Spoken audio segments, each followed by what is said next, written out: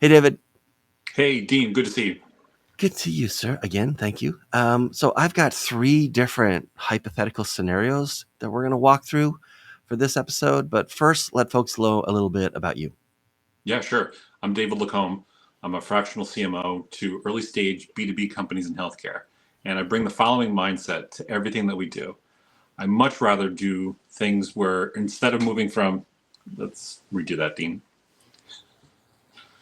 Hi, I'm David LaCombe. I'm a fractional CMO to early stage B2B healthcare companies. And I bring the following mindset to my clients. I much rather move from selling things to people that they just simply buy to selling things that they use and they tell their friends. All right. Excellent.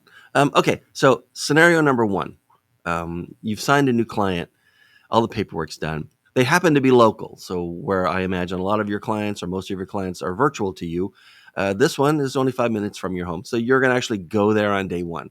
Okay. So, you walk in on day one of this new paid engagement. What's the nightmare scenario that you would walk into? And what's the dream scenario that you would walk No, into? nightmare scenario is that they're not expecting you, that they're Mm, disorganized, that they've not focused and prioritized, this expensive and essential kickoff time. Ideal scenario is that they're the opposite, right? They're expecting you, they're prepared, they've perhaps sent information ahead of time, right. they've carefully orchestrated the day so that you're meeting with key stakeholders to kick off on the right foot and develop a relationship. Your nightmare scenario there reminded me of an actual life experience I had. The second last corporate job I ever had, uh, I walked in and they were completely. I mean, it was like a 5 month interviewing process, and I walked in on day one, and they had no idea that I was supposed to be there, and I really, really should have taken that as a sign that this was going to be a very up and down, disorganized kind of arrangement. And I didn't, totally ignored it.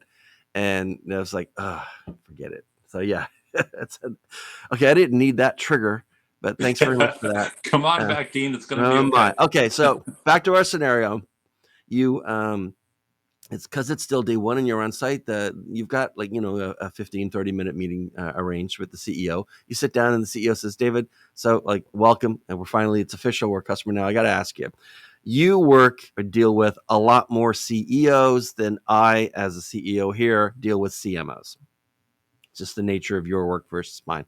So is there something that I can do that'll help maximize the value we're going to get out of you here? Or is there something I should stop doing so that you don't have to use any of your time or effort to sort of overcome it or work around it? Well, the first thing you do is you thank the CEO for being so thoughtful to ask you that question. There you go. That tells me an awful lot about them and what they're thinking about.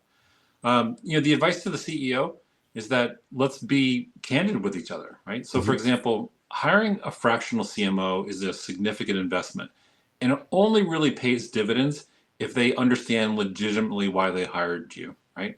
So, if they're talking about growth and they're painting a rosy picture, and yet you start doing the dive in and doing your due diligence, and you find that things are awry, it's a red flag. They're telling you that Right. they're not actually being genuine with you. So my advice to any CEO thinking of hiring a fractional CMO is be really very clear of why you're hiring them. Uh, Not all CMOs are created equal. It depends on where you are in your journey and the specific skill sets that they bring to you. All right. Okay. So, new scenario. Uh, you're on stage. You're the keynote speaker. The audience has 250 people in it. They all came out of corporate. They all became fractional CMOs yesterday. They are brand new. Like you're the old guard expert compared to these folks, right? That's how they're looking at you. And so I'm going to tell you three different things, sentences, and you're going to finish them for that audience. Okay. So you're talking to this audience and you say, hey, like, um, something to realize as a fractional CMO starting out, you're going to be shocked by what?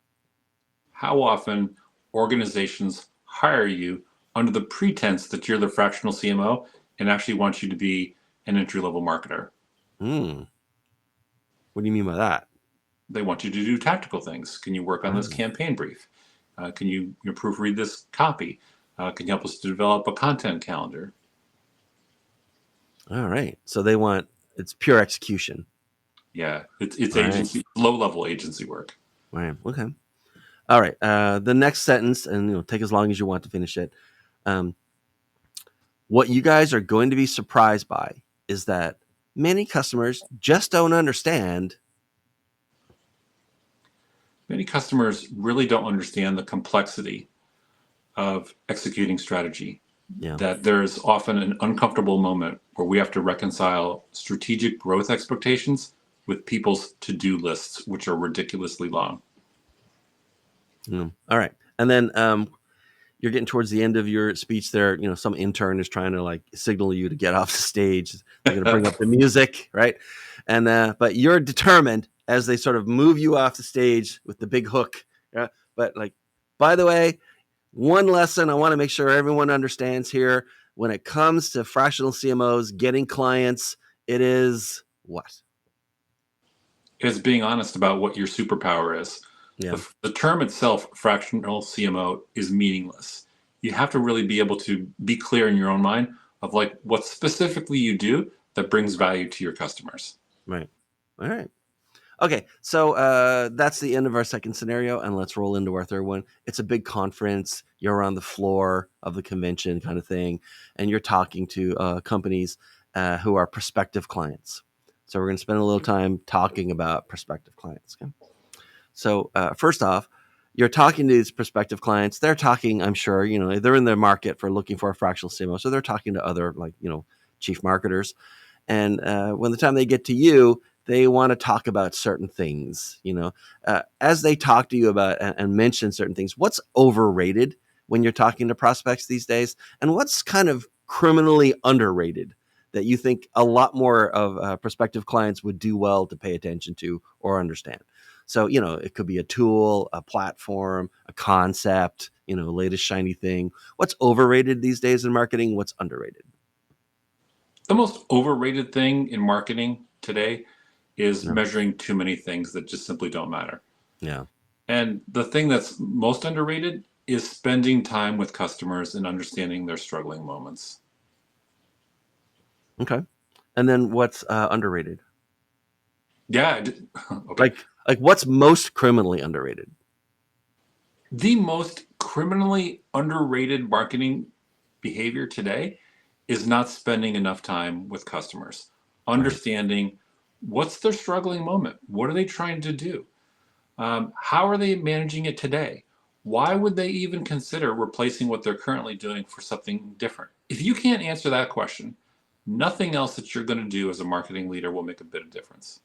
Yeah. You know what? Whenever I ask the criminally underrated question, uh, it always seems like I'll give you an example. I was talking to one of my clients, and he's been a full time CMO, an interim CMO, a fractional CMO, at least 11 big engagements in the last 30 something years. And I said, hey, so a fractional CMO kind of like shows up at an engagement, and they've got some things in their pocket, and one of them is a Rolodex. So if that client doesn't happen to know an SEO person or a graphics person or an agency or whatever, right? They'll often ask you, "Hey, do you have anyone you like or trust or work with?" Right? And I said, if an agency that and I'm not an agency, and I'm not in the agency business, but agencies as an example, for like if the one that you normally use is not available for some, like how do you find a new agency or the right agency for that client? And he said, I ask around, talk to people that I know. I said, how is that different from how someone would find an agency 100 years ago? And he says there's absolutely no difference to how you would do it 100 years ago. Almost all of the criminally underrated stuff is the same thing we would have done 100 years ago, including talking to customers and finding out what they want and need. And I don't know why that stuff is always criminally underrated, and yet it never see everyone knows intuitively that it's smart and the way things are done, and everyone wants to move on to a new gimmick, I guess. Yeah. Yeah, It's often tempting, right, to forget the lessons that have been tried and true by people who've come before you. right. And I think any true professional studies their craft, studies what works, right, and Yeah, is open to new ideas, but doesn't abandon the tried and true principles for the flashy new thing. right. Yeah, yeah. True enough. Okay, so you're talking to these folks, and one of the prospective customers asks you, like, "I got to tell you, I've heard so much from so many different people just in the last 2 days, from the breakout rooms and the speeches and the one-on-one conversations I'm having in the booth. Like, David, what is marketing?" Marketing is all about uncovering customers' needs. Marketing is not about creating demand. You can't create demand. You can reveal it. And marketing needs to be curious. I think we've gotten stuck in our cubicles, in our boardrooms, in echo chambers, listening to ourselves, and we're not spending enough time really understanding our markets. Yeah. All right. Fair enough.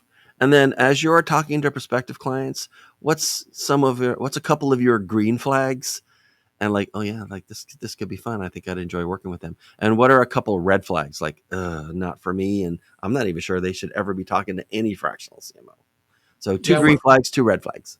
when I'm talking to a prospective client, green flags include an open mindset where they are Right. clear about what they want to accomplish and they're also truthful.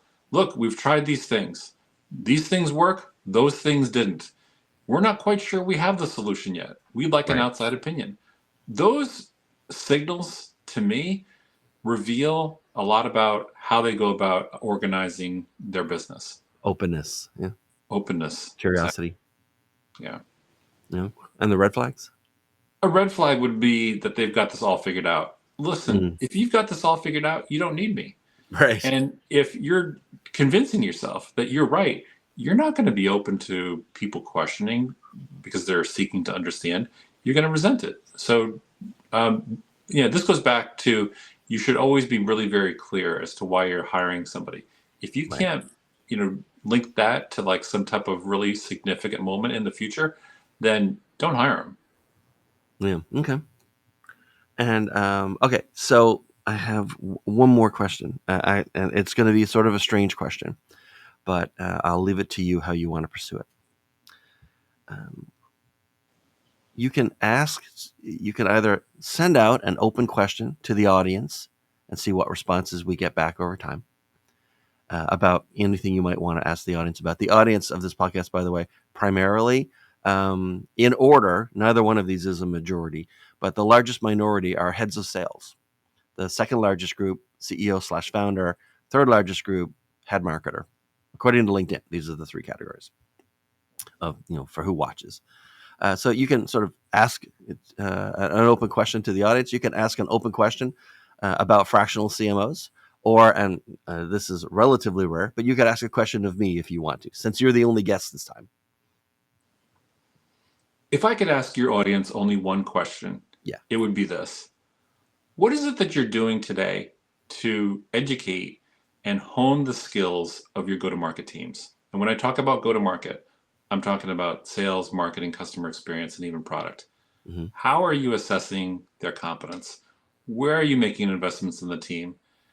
And what's the roadmap for how the team is going to evolve?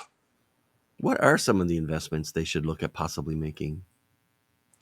Well, I think if you're not linking uh, the training that you're doing with your team members, Mm-hmm. with your growth expectations, there's going to be a mismatch. People are a collection of technical skills and biases in their own thinking, Mm-hmm. and we need teams to come together as a cohesive unit who share a vision about what the future looks like for both their company and their customers. And if you've got a lot of people who are just kind of in their own bubble, in their own silo, and they're not training together on like the things that really matter, then there's going to be a lot of expenditure of calories, but it's not going to get you up the mountain of where you want to go.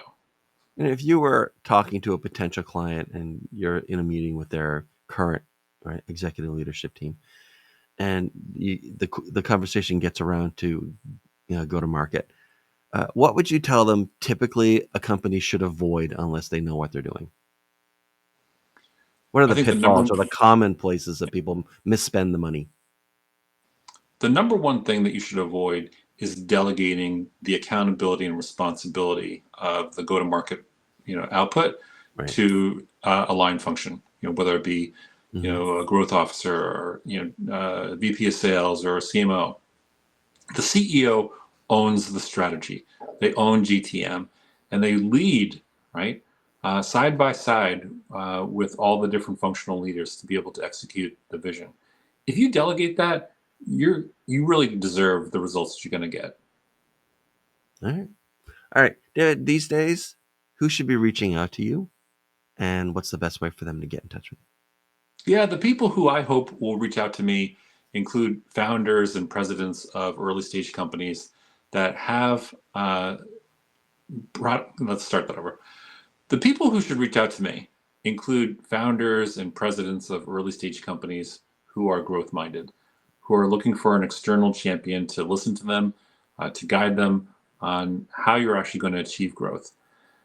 Oftentimes, a founder will have a certain experience that will send a signal to them, right, that they're on the right track. you? Right. But then they hit a ceiling and they don't know why. And one of the things that I'm really very good at is uncovering why you've hit the ceiling and helping you to navigate through it or over it. All right. And what's the best way for people to get in touch with you? The fastest, easiest way. Easiest way to get a hold of me is to direct message me on LinkedIn. Yeah. Just out of curiosity, how many cold messages do you get on LinkedIn per month, do you think? I'm probably getting 7 or 8 a month. That's Uh, all? Wow. yeah. That's awesome. All right. Good. Why you think that's a low number? Oh, yeah. Yeah. Typically, what I find is if you have marketing, just the word marketing, anywhere in your LinkedIn profile, you're, at least in my case, and a lot of people I know, like just being in marketing in general means that at a minimum, lead gen companies are always hitting you up, trying to get you into a conversation. There must be something about the lead gen industry that that just like requires that. It must be brutally competitive.